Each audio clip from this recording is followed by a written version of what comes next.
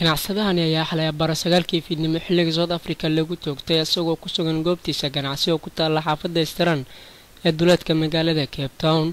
Burcadda toogatay muwaadinkani oo ku hubeysnaa bistoolada ayaa ku amray shaqaalaha dukaanka inay furaan albaabka, balse mid ka mid ah shaqaalaha ayaa ku cararay qaybta dambe ee dukaanka, waxaana taasi ay sababtay in burcadda ay rasaas ku furto dhalinyaradii kale ayagoo ka baqay in midka cararay uu doontay hoob.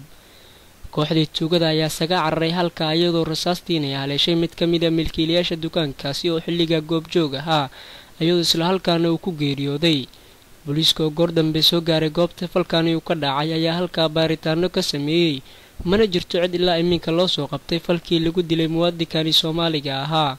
xaafadda uu xalay falkaani ka dhacay Eastern ayaa ka mid ah xaafadaha u amniga badan deegaanada magaalada Cape Town, waxaana arrinta xalay ka dhacday ay cabsi ku abuurtay ganacsatada Soomaalida ay ku sugan deegaankaasi.